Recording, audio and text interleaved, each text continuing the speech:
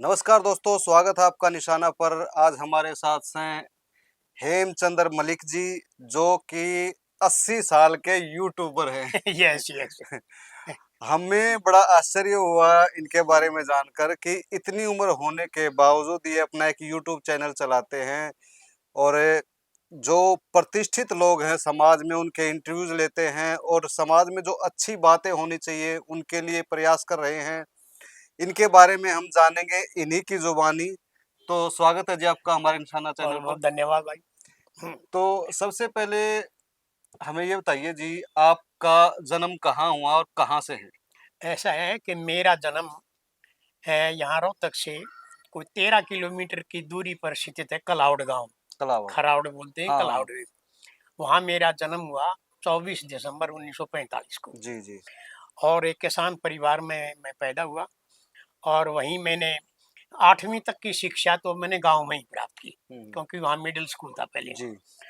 उसके बाद मतलब 1945 में आपके गाँव में स्कूल था? हाँ, 1945 मैं में जन्म हुआ। मेरा जन्म हुआ। हाँ।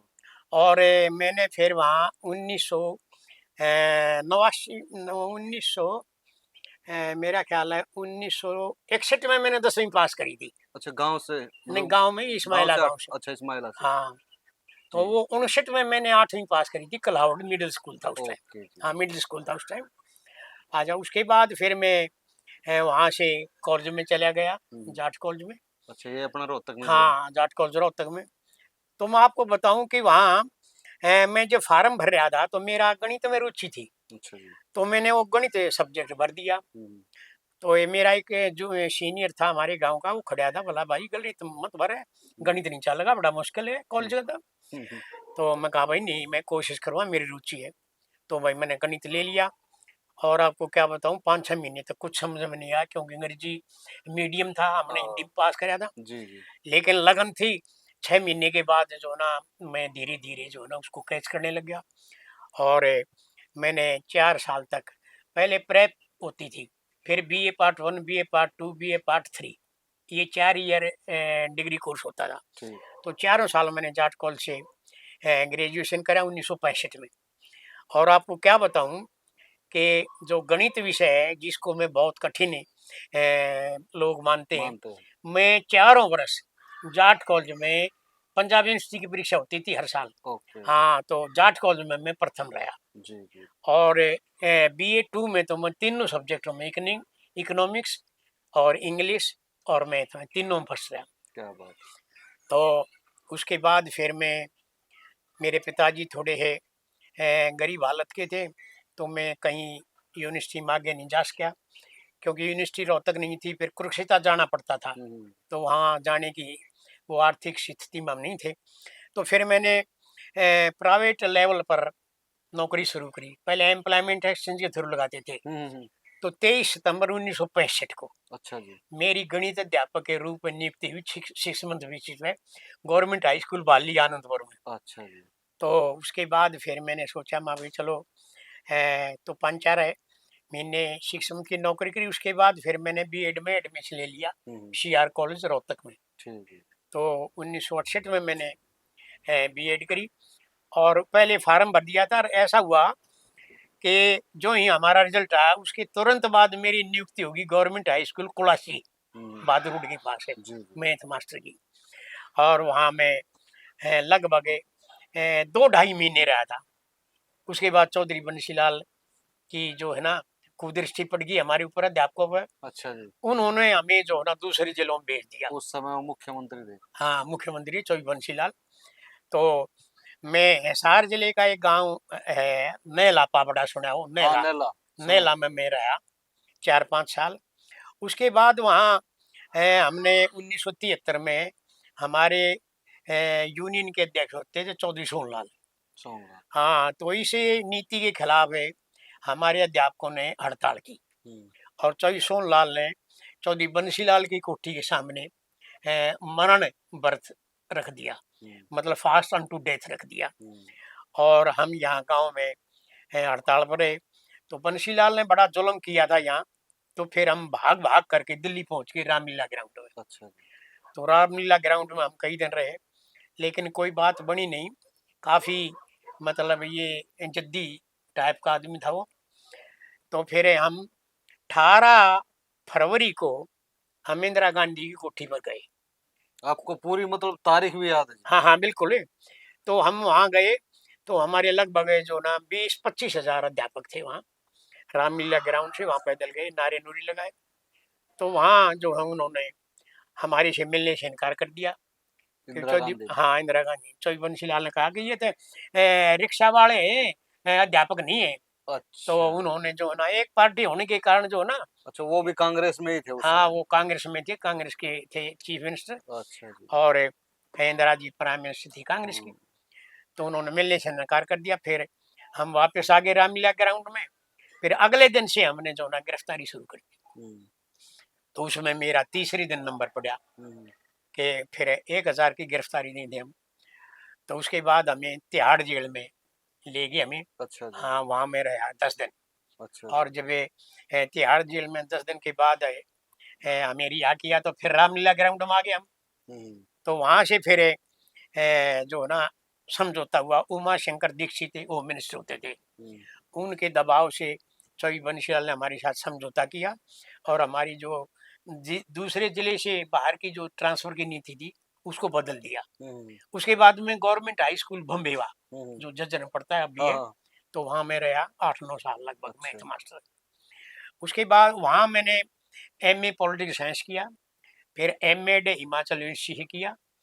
और फिर मैंने एमफिल में दाखिला लिया है रेगुलर हुँ, एमडी यूनिवर्सिटी से हुँ, पॉलिटिकल साइंस में। तो एमडी यूनिवर्सिटी में बड़ी अद्भुत घटना बताऊँ। हमारे प्रोफेसर थे एमजी गांधी, उन्होंने इंटरव्यू पूछा, भाई ये एमफिल का कोर्स तो बड़ा डिफिकल्ट है, कैसे कर पाओगे आप? हुँ, मैं कहा जी मैं कर लूँगा, कोई बात नहीं, धीरे-धीरे। हुँ। भाई मैंने बहुत ज़्यादा मेहनत की, 120 किताबें मैंने अंग्रेजी और हिंदी मीडियम में पढ़ी। मैंने अपने नोट्स तैयार किए और मैंने यूनिवर्सिटी टॉप की गोल्ड मेडलिस्ट क्या में। बात है! फिर मैं गांधी जी के पास गया, मैंने उनके पैर छुए। हालाँकि उम्र में मेरे छोटे थे, लेकिन गुरु तो गुरु ही होता है। तो उन्होंने मेरे को छाती लगा ली, बोला मास्टर जी कमाल कर दिया। बोला जी आपको हमारा उतारना याद आया है मेरे। तो मैं फिर एमफिल करे, एमफिल के बाद फिर मैं मेरी गवर्नमेंट सीनियर सेकेंडरी स्कूल छारा में नियुक्ति हुई हुँ। As lecturer politics science. वहाँ से थोड़े दिन के बाद डाइट मदीना जेबीटी सेंटर होता है, हाँ, हाँ, हाँ। वहाँ मेरे को ट्रांसफ़र कर दिया गया, क्योंकि एमएड कर रखी थी मैंने। तो एमएड वाले टीचर्स को वहाँ उन्होंने पोस्टिंग कर दी। तो वहाँ मैं लगभग 2 ढाई साल रहा। उसके बाद फिर मेरा ट्रांसफ़र मैंने करवाया यहाँ गवर्नमेंट सीनियर स्कूल पाकसमा। जी, फिर यहाँ से मेरा प्रमोशन हो गया, फिर मैं छारा गया एज प्रिंसिपल। ओके, 2003 में वहाँ से रिटायर हुआ था। अच्छा। 2003 के बाद फिर मैंने यहाँ गवर्नमेंट ने यहाँ ब्राह्मणवास में हमारे एक मित्र होते हैं जय सिंह मलिक। जय सिंह मलिक। हाँ, उसने अपना स्कूल खोला था नित्यानंद जी के नाम पर, नित्यानंद सीनियर सेकेंडरी स्कूल। तो वहाँ मैं प्रिंसिपल लग गया, लगभग 4 साढ़े 4 साल तक रहा। फिर कुछ मतभेदों के कारण मैं वहाँ से आ गया। उसके बाद फिर ये मैंने अश्लीलता देखी समाज में। गाने गुने सुनता हूँ, वैसे मैं गंदे गाने सुनता हूँ, हुँ, क्योंकि गंदे गानों की तर्ज बहुत तगड़ी है। हाँ, और फिर मैं उन गंदे गानों की उस तर्ज को पकड़ करके बहुत बढ़िया गाने बनाता हूँ। अच्छा जी। जैसे मैं आपको एक सुनाऊँ, सपने में रात ने आई करके चाला हाँ, रहे, इस पर मैंने गाना बनाया है। बिना ज्ञान के सब कुछ दिखे काला रे, शिक्षा दे दे गुरु रटू सुमाला रे। क्या बात है! फिर इस तरह का मैं गाना बनाया, जो मैंने कई चैनलों में डाला, इस पुस्तक में भी है गाना। हुँ, हुँ, तो फिर मेरे गाने का शौक हो गया। अब मैं महसूस करता हूँ भी कुछ थोड़ा बहुत मैं समाज में जो अश्लीलता है उसको कम करने की कोशिश कर रहा हूँ। हुँ, हुँ। अब सफल हुआ हुआ नहीं है, ये तो समाज जानता है। जी, जी, जी। तो उसके बाद फिर मैंने सोचा कि भाई थोड़ा, हाँ, और मैंने 1-2 पुस्तक भी लिखी, जैसे ये पुस्तक है हाँ, सपने अपनों के। सपने अपनों हाँ, के। ये मैंने गानों की पुस्तक लिखी। और इसका विमोचन जो है ना, यहाँ ऐसे सांगमान जी होते थे जी, हेल्थ यूनिवर्सिटी के वीसी, उन्होंने किया था। अच्छा जी। उनका इंटरव्यू मैंने डाल रखा है। हुँ, हुँ, हुँ। तो मैंने अपने चैनल पर बहुत से जो हमारे प्रतिष्ठित व्यक्ति हैं, डॉक्टर ईश्वर सिंह आँखों के हैं, डॉक्टर एल एन दैया यूनिवर्सिटी के एमडी के वाइस चांसलर रिटायर हुए हैं। एक डी एस हुड्डा जी जो कुरुक्षेत्र यूनिवर्सिटी के वाइस चांसलर रिटायर हुए हैं। उनका इंटरव्यू डाल रखा है। और कई एमडी यूनिवर्सिटी के जो हेड ऑफ द डिपार्टमेंट जो मेरे कई तो स्टूडेंट रहे हैं, उनके इंटरव्यू भी मैंने डाल रखे हैं, ताकि जो लोगों को प्रेरणा मिले, बच्चों को प्रेरणा मिले। हाँ, तो आपको ये मतलब कैसे वो प्रेरणा मिली कि भाई मेरे को अपना यूट्यूब चैनल चलाना चाहिए और लोगों को जागरूक करना चाहिए? ऐसा है कि मैं थोड़ा सामाजिक प्रवृत्ति का व्यक्ति हूँ, तो समाज में जो गड़बड़ या परेशानी हो रही है तो उसके ऊपर मैं चिंतित हो जाता हूँ। जी। तो उसका कोई न कोई मैं हल निकालने की कोशिश करता हूँ। तो दिमाग ने ये सुझाया मेरे को कि भाई एक यूट्यूब चैनल बना और उसमें स्वस्थ विचार डाल, बढ़िया गाने डाल, और जो शहीदों के गाने हैं, बड़े बड़े महारथियों के गाने हैं, चाहे छोटूराम के, भगत सिंह के, लाला लाजपत राय के, मदनलाल धिंगड़ा, ये जो शहीद हुए इनके गाने बना बना डालने की प्रेरणा मेरे को मिली, मैंने डाले भी है। तो इससे जो है ना मैं काफी संतुष्ट हूँ कि कुछ बहुत से आदमी जो इनको इसको सुनते हैं, देखते हैं, वे अप्रिशिएट भी कर रहे हैं। हालांकि इस उम्र में ये जो गाने हैं, कुछ लोग जो है ना जो युवा वर्ग है वो कुछ कम पसंद करता है, क्योंकि जो तड़क भड़क के गाने हैं ना उनको ज्यादा पसंद करता है। जी। लेकिन फिर भी मैं संतुष्ट हूँ कि भी मैं एक समाज के लिए अच्छा कार्य कर रहा हूँ। जी, जी, जी। तो ये इसलिए मैंने फिर इसमें ये यूट्यूब चैनल मैंने बनाया, एच मलिक नाम है उसका अच्छा। आजकल। तो ये मैं इस पर कार्य कर रहा हूँ, और आप जैसे विद्वानों के, पत्रकारों की वजह से मैं इससे समाज के अंदर अपने विचार भेजता भी रहता हूँ। और मेरा दिनचर्या है, सुबह में 4 बजे एक आइडिया भेजता हूँ, थॉट, हाँ। लगभग 256 आदमी के पास भेजता हूँ। जी। उसके बाद लगभग 5 बजे उस पे फेसबुक पे या इंस्टाग्राम पे छोटा मोटा वीडियो डालता हूँ। जी। और बृहस्पतिवार और इतवार को एक बड़ा वीडियो अपने चैनल पर डालता हूँ। जी, जी। हाँ, मुख्यतः कोशिश मेरी यही रहती है कि मैं इंटरव्यू लूँ बड़े बड़े आदमियों के, ताकि उनके विचार जो ना युवा वर्ग को प्रेरित कर सके, वे आगे बढ़ सके। तो इस तरह ये मैंने ऑप्शन लिया था। देखो, हम आपके घर पे आए हुए हैं यस यस और जिस तरह से हमने देखा कि आपकी जो मिसेज है यस यस। वो मतलब शरीर से हाँ, पूरी तरह से चल फिर नहीं नहीं, पाती। 78 साल की है वैसे ये। 78 हाँ साल यस। लेकिन इसमें थोड़ा इसकी इनके दिमाग में थोड़ी परेशानी है, और मैंने इसके लिए अ, तेरी खातिर मने ही राजो या दुनिया सारी छोड़ देई, क्या बात है। स्कूल छोड़ा, गांव छोड़ा, रिश्तेदारी छोड़ छोड़ गई। दे। क्या भाई बात। सारी चीज छोड़ दी मैंने, अब मैं इसी को अटेंड करता रहता हूँ। अच्छा जी। एक व्हील चेयर भी ले रखी है, वो नीचे खड़ी है। हाँ, हाँ। कई बार थोड़ा इसको नीचे ले जा करके हाँ, जो है ना बाहर पार्क पार्क। में घुमा लेता हूँ, 2-4 जी। लेडीज आदमी मिल जाते हैं, जी। थोड़ा इसका मन हल्का हो जाता है। भाई ये कार्य मैं करता रहता हूँ। तो आपके बच्चे कितने हैं जी, मतलब मेरे बच्चे 3 हैं। एक बड़ा बच्चा है, ये यहाँ रहता है, अच्छा जी। सेक्टर 2 में, विनय कुमार। इसी घर में? हाँ, इसी घर में रहता है, वो नीचे रहता है। अच्छा जी।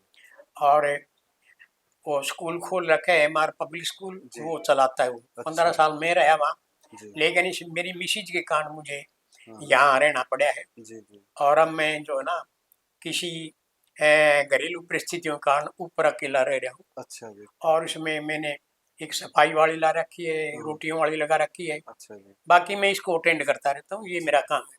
बाकी थोड़ा बहुत 1 आध घंटा समय निकाल करके इधर उधर जा करके कहीं वीडियोस बनाना है, इस तरह की मैं करता रहता हूँ।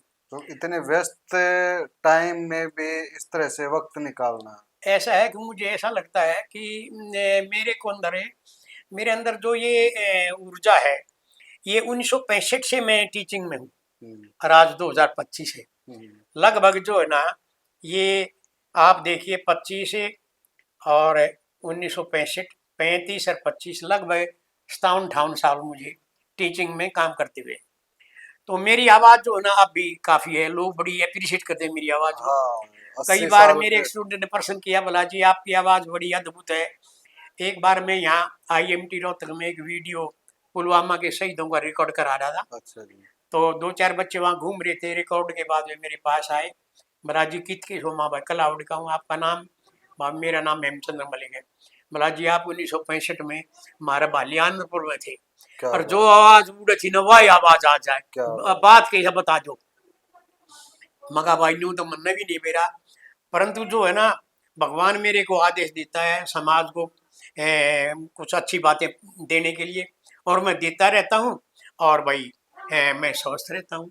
मुझे तो यही कारण लगता है। आपने जी मतलब 60 साल के लगभग तो शिक्षण के क्षेत्र में ये हो यस, हाँ, लिए, यस यस। तो उस समय की जो पढ़ाई थी या जो जिस तरह के स्कूल थे और आज 2025 में जिस तरह की पढ़ाई यस है, यस। उसमें कैसा अंतर देखते हैं आप? ऐसा है, देखिए, मैंने 1951 से अपनी पढ़ाई शुरू करी थी, हम्म, कल्हावड़ गांव से, हम्म, और काफ़ी लंबे समय तक मैं स्वयं पढ़ा हूँ। उसके बाद काफ़ी लंबे समय तक 15 साल मैंने गणित पढ़ाया, और 15 साल मैंने पॉलिटिकल साइंस पढ़ाया है। डाइट मदीना में मैं कई सब्जेक्ट पढ़ाए। हम्म, उसके बाद में छारा प्रिंसिपल रहा, कई सब्जेक्ट वहाँ ही पढ़ाए। तो मैंने देखा कि पढ़ाई का जो स्तर है वो काफ़ी गिरता जा रहा है। हम्म, जब मैं छारा में गया ज्वाइन करने के लिए, पहले दिन परेड में गया, तो मैंने छठी से 12वीं तक के सभी मॉनिटर उठा लिए। तो मैंने उनसे एक पूछा प्रश्न कि भी एक ऐसा वाक्य बनाओ जिसमें छारा शब्द आ जाए हिंदी का। तो के ऐसी आश्चर्यजनक बात है कि 12वीं 11वीं 10वीं 9वीं 8वीं 7वीं किसी बच्चे से नहीं बना वाक्य। छठी के एक बच्चे ने वाक्य बनाया कि मैं छारा गांव का रहने वाला हूँ। तो ये शिक्षा का जो स्तर है हम्म, ये बहुत गिरा हुआ है आजकल। लेकिन सरकार कोशिश भी कर रही है, लेकिन कुछ सामाजिक परिस्थितियां ऐसी हो गई, कुछ सिलेबस ऐसे हो गए कि कुछ पेरेंट्स का रोल भी है, समाज का रोल भी है। तो शिक्षा का स्तर मैं मानता हूँ कुछ काफ़ी गिरा हुआ है। इसको सुधारने के लिए पहले मैं बताऊं कि हमारे जब टीचिंग थी, हम पढ़ते थे या हम पढ़ाते थे, तो उसमें लगभग 95-96% टीचर बहुत बढ़िया होते थे। एक आध होता था ढीला ढपक्का, लेकिन वो भी चल जाता था। लेकिन आज हम देखते हैं कि जो 95-96% टीचर है वो पढ़ाई की तरफ पूरा ध्यान नहीं देते, और बच्चे जो है ना फिर वे लापरवाह हो जाते हैं।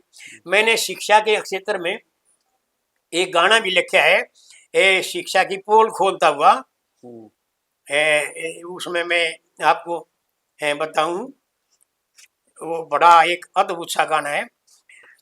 विवेकानंद से हुए युग दृष्टा, हम्म, जिसने ज्ञान पसारा रे, गुरु हेमचंद्र ने शिक्षा जगत का भेद खोल दिया सारा ने। मेहनत का सहारा छोड़ छात्र, ज्ञान किते और टोवेगा, क्वाइट वेल ने कुआं बतावे, घोटन पर जोर रहेगा। गुणवत्ता पर ध्यान नहीं, संख्या पर जोर रहेगा। 100 नंबर आवे बच्चा के, सच्चे ज्ञान तो दूर रहेगा। हम्म। भोजन कपड़े मुफ्त मिले, पढ़ाई से करे किनारा रहे, गुरु हेमचंद्र ने शिक्षा जगत का भेद खोल दिया सारा है। ये तो कब लिखा था आपने? ये मैंने लिखा था कोई 2014 में लिखे थे, अच्छा। 5-6 गाने। हम्म, और ये मैंने राजे श्याम सैनी से उनकी आवाज़ में रिकॉर्ड करा के थे। हम्म, हम्म, और ये इस तरह मेरा प्रयास चलता रहता है। तो ये मेरी दिनचर्या है। अब और कोई?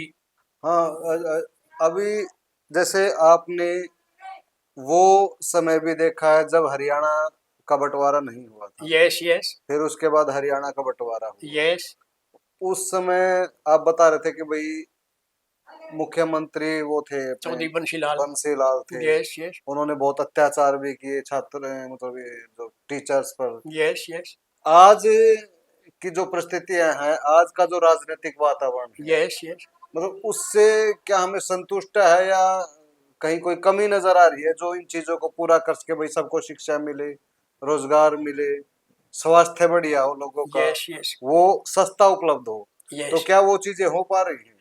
देखिए, अटल बिहारी वाजपेयी बहुत एक हमारे बहुत चिंतक प्रधानमंत्री हुए। उन्होंने एक बात कही थी कि शिक्षा और स्वास्थ्य को छोड़ करके हम्म, कोई भी फ्री सुविधा किसी समाज के किसी व्यक्ति को मत दो, हम्म, नहीं तो वो निठल्ले हो जाएंगे। हम्म, लेकिन आज की राजनीति कुछ ऐसी होगी, वोटर को लुभाने के लिए तरह तरह के लालच दिए जाते हैं, उनको फ्री सब्सिडी दी जाती है, गैस सिलेंडर दिए जाते हैं, फ्री राशन दिया जाता है। इससे लोगों की जो प्रवृत्ति है वो निठल्लेपन की ओर हो गई। तो ये बहुत फर्क है। पहले कुछ राजनीति जो थी वो सिद्धांतों पर आधारित थी। आज की राजनीति जो है वो वोटर को कैच करने की राजनीति बन गई है। हम्म, ये मुझे अंतर लगता है इसमें आजकल। तो आप अपने हिसाब से अभी जो युवा है, यस, युवा वर्ग आज का, एक तो मतलब जो पढ़ते हैं, मेहनत भी ऐसा नहीं है कि मेहनत नहीं करते, बहुत हैं बच्चे मेहनत करते यस, हैं। यस, दिल्ली में मुखर्जी नगर में भी दिन रात लगे रहते हैं। यस, यस, कोटा में भी पूरा का पूरा एक यस, रैकेट भी चल रहा है। यस। और जगह जगह अब स्कूलों में कम जा रहे हैं और एकेडमियों में ज्यादा जा हाँ, रहे हैं। कोचिंग सेंटर्स में ज़्यादा हाँ, बच्चे जा रहे और फिर भी जो एक रोजगार का जो लेवल है, हैं। वो यस, उस तरह से वो आज हासिल नहीं कर पाते, फिर डिप्रेशन में चले जाते हैं। Yes, yes. बहुत से तो आत्महत्या भी हाँ, कर आत्महत्या लेते भी हैं। कर लेते हैं ये। तो उन युवाओं के लिए आप क्या संदेश देंगे? देखिए, अभी डॉक्टर ईश्वर सिंह जी का इंटरव्यू लिया था मैंने पीछे 4-5 महीने पहले। हम्म, उनसे मैंने ये प्रश्न पूछा था, तो उन्होंने ये कहा कि भई युवाओं को जो है ना, एक तो नशे से दूर रहना चाहिए। हम्म, दूसरी चीज़ है, कोई छोटा-मोटा धंधा किसी भी प्रकार का हो, वो ठाली ना रहे। क्यों ठाली रहेगा तो आदमी शैतान का घर रहेगा। तो उन्होंने सुझाव दिया था कि गाँव के बच्चे विशेषकर जो हमारे ग्रामीण समाज के हैं, उनको कोई न कोई छोटा-मोटा धंधा में व्यस्त रहे वो। अगर व्यस्त रहेगा आदमी, तो उसका ध्यान जो है ना गलत चीज़ों में नहीं जाएगा। हम्म, तो मैं आज के युवाओं को यही सलाह देता हूँ कि आप किसी भी प्रकार के बड़े मतलब नौकरी के लिए कोशिश तो करें, लेकिन उस समय तक वो नौकरी आपको ना मिले, तो छोटा-मोटा जो धंधा है किसी भी प्रकार का वो ज़रूर करें। आप उसमें व्यस्त रहेंगे, आपका दिमाग ठीक दिशा में चलेगा। क्योंकि जैसा आप सोचोगे, जिस समाज में आप रहोगे, उसका प्रभाव तो आपको पड़ना है। तो इसलिए मैं तो उनको यही कहूँगा कि भई समाज में रह कर के, समाज की नीतियों के अनुसार, समाज के जो नैतिक मूल्य हैं, जो हमारे बुजुर्गों ने, हमारे समाज सुधारकों ने, स्वामी विवेकानंद, दयानंद जी ने, हम उनके ऊपर विचार करें, सोचें, देखें। और समय-समय पर जो ना गाँव के अंदर जो ये जो बड़े बुजुर्ग हैं, जो शिक्षा भी दे रिटायर्ड हैं, उनके संपर्क में युवा वर्ग रहेगा, तो वो उनको अच्छी गाइड देंगे, उनको अच्छी सलाह देंगे और फिर उनको आगे बढ़ना चाहिए। और ऐसी नहीं है बात, कुछ बच्चे गाँवों के बहुत ज़्यादा आगे निकल रहे हैं आज। आईएएस में बड़े-बड़े उच्च पदों पर एसपीज़ हैं और डीसीज़ हैं काफ़ी। तो ये बात नहीं है, लेकिन जो मेहनत करता है ना, जुनून होया जिसके दुनिया में, हम्म, उसने शोहरत पाई। हम्म, जुनून बिना इस दुनिया में ना किसी की होती सफल कमाई। कम, तो जिससे भी बच्चे को जुनून हो जाएगा किसी चीज का, वो जरूर सफल होगा। तो मैं तो विशेषकर जो देहात के बच्चे हैं, उनसे अनुरोध करता हूँ, अपील भी करता हूँ कि वो एक अच्छे उद्देश्य को लेकर के जुनून बनाएं, उसमें आपको जरूर सफलता मिलेगी। तो ये मेरा उनको संदेश रहेगा। अ, देखो, जिस तरह से एक समाज आगे बढ़ता है यस, और उसको हर क्षेत्र में आगे बढ़ना चाहिए, वो चाहे शिक्षा का स्तर है, यस, यस, शिक्षा है या स्वास्थ्य है, यस, रोजगार है यस, या सोच है। यस, लेकिन आज अगर हम देखें तो पिछले कुछ सालों में कास्ट का बहुत फैक्टर वो कर रहा है। यस, मतलब यस, लोग गाड़ियों पर भी, कोई ये लिखवाता है कि मैं हिंदू हूँ, कोई लिखवाता है मैं ब्राह्मण हूँ, कोई यस, लिखवाता है मैं धाड़क हूँ, कोई मतलब मैं चमार हूँ, हाँ, जाट, मतलब उसको हम, मैं जाट हूँ, मैं यस। ये हूँ। मतलब ये लिखवा के मतलब वो क्या साबित करना चाहते हैं, क्योंकि इंसान तो इंसान होता है। ऐसा है कि मैं आपको बताऊं, ये जो जाति पाति है, मैं मानता हूं कि हमारे देश में दो चीजें, एक तो जो अंधविश्वास है धर्म के प्रति, हम्म, और एक जाति के प्रति हमारी जो प्रतिबद्धता है ना, हम उससे आज जुड़े हुए हैं। हम्म, तो उससे जो है ना, ये समाज में अफरा तफरी मची हुई है। और मैं तो ये कहता हूँ, देखिए, मैं तो एक उदाहरण देता हूँ, बैठता हूँ भाई, किसी भी आदमी की शक्ल देखकर आप ये बता दो कि ये किस जाति का है। सही बात है। क्योंकि शक्ल से जाति नहीं पहचानी जाती। ये तो या तो हम उससे पूछेंगे हम्म, या किसी दूसरे पूछे किस जाति का। बिल्कुल। इसलिए जाति ना जिंदगी में काम आती, हम्म, ना जो ये पाखंड है धर्म के, ना ये काम आते। तो इसमें मैं बताऊं, लेकिन वैसे जी आजकल इन्हीं का बोलबाला है। बोलबाला तो रहेगा। ये दरअसल बात ये है कि जो राजनीतिक लोग हैं, जब ये किसी आदमी को टिकट देते हैं कहीं से, तो देखते हैं कि उस क्षेत्र में किस जाति के लोग ज्यादा है, उस जाति के आदमी को टिकट देते हैं। अच्छा, फिर जो है, फिर इसको जब जीत जाता है तो फिर कैबिनेट का निर्माण होता है, उसमें भी यही देखते हैं कि भी इस जाति को कितनी सीट मंत्री पद हाँ। दे, दूसरी को कितने दे।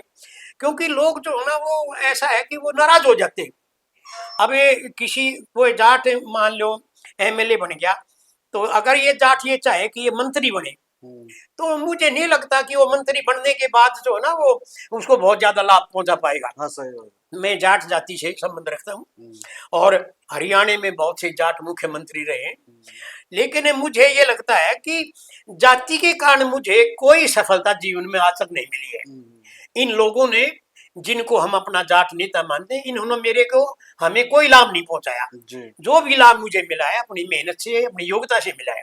तो मैं तो सभी को ये कहूंगा कि भाई जाति और धर्म के पीछे मत भागो, ये आदमी को अंधविश्वासी बनाते हैं। दो पंक्ति सुनाता हूँ मैं आपको।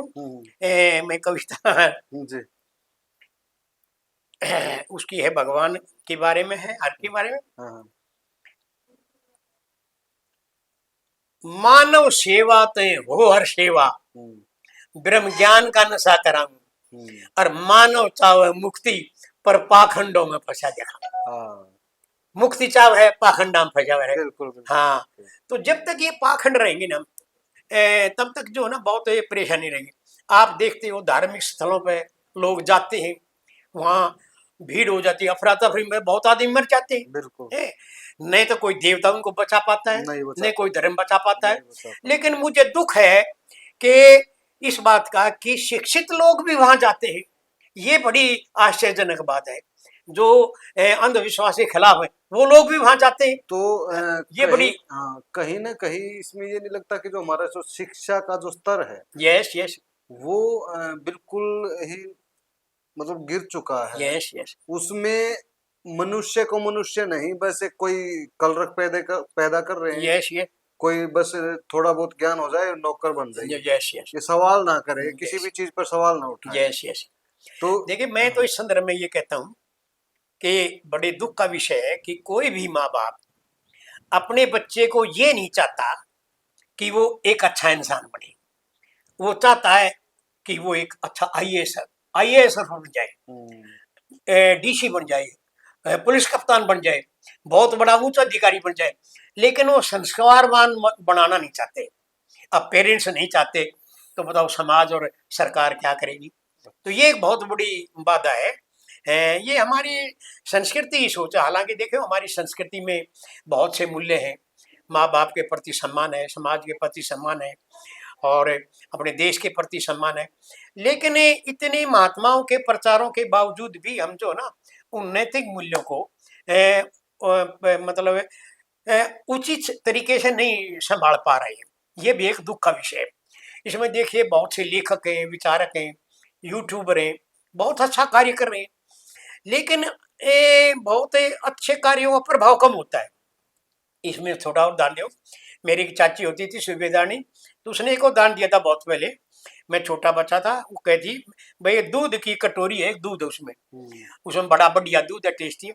अगर हम उसमें एक बूंद जहर की डाल दें और फिर आपसे पूछें कि ये क्या चीज है इसमें, तो कोई ये नहीं कहेगा ये दूध है, जहर है ये।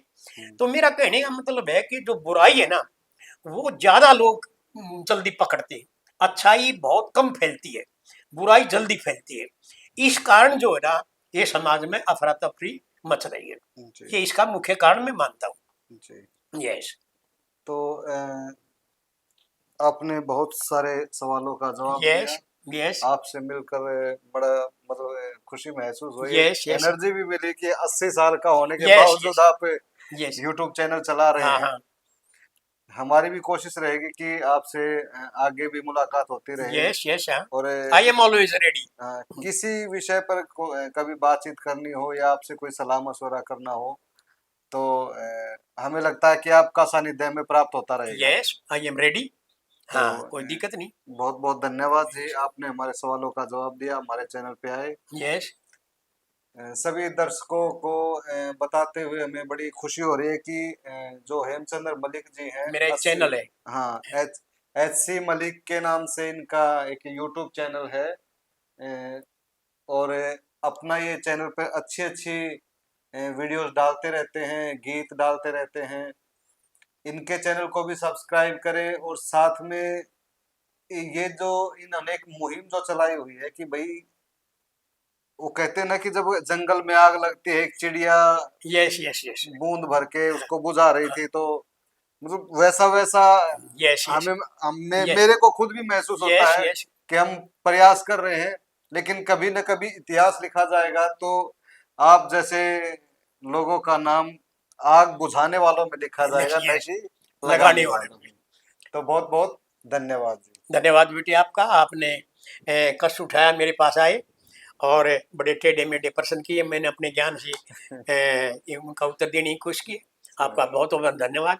आपका भी आपके बहुत सभी बहुत धन्यवाद। जो फॉलोवर्स हैं, आपके व्यूवर्स हैं, उनको भी मैं अपनी तरफ से शुभकामनाएं देता हूँ और उनसे प्रार्थना करता हूँ कि आपके चैनल को सब्सक्राइब करें, ताकि समाज में जो अच्छाई की जो है लौ है, ये आगे बढ़ती रहे।